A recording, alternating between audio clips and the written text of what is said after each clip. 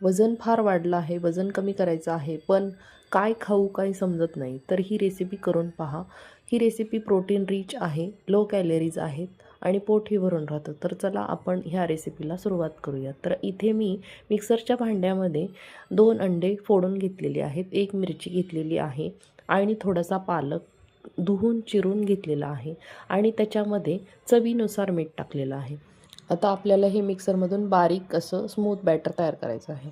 तर गॅसवर तवा ठेवलेला आहे. तो तवा चांगला गरम होऊ द्यायचा आहे आणि त्याच्यामध्ये तूप थोडंसं टाकायचं आहे. तेलाचा वापर करायचा नाही आहे आणि हे बॅटर टाकून आपल्याला दोन्ही साईडनी ही पोळी शेकून घ्यायची आहे.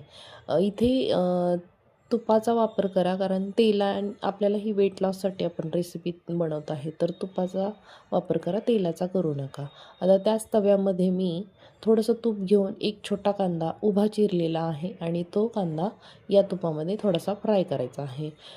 थोडासा आपला जो कच्चेपणा असतो कांद्याचा तो निघून जाईपर्यंत थोडासा गोल्डन ब्राऊन होईपर्यंत आपल्याला फ्राय करायचा आहे. आणि त्यामध्येच मी एक छोटा टमॅटो उभा चिरून घेतलेला आहे आणि तो टाकलेला आहे.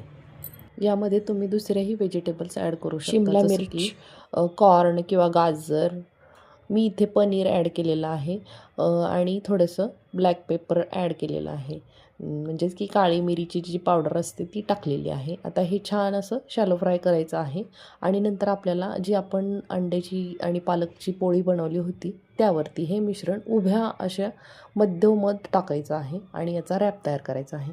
हे खूप टेस्टी लागतं. तुम्ही हे हिरवी पुदिन्याची चटणी असते त्याच्यासोबत खाऊ शकता किंवा दही किंवा जे आपलं सॉस असतं त्याच्यासोबतही खाऊ शकता, छान लागतं.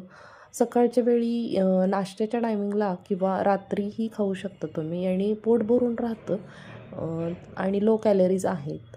तर रेसिपी करून पहा. थँक्यू.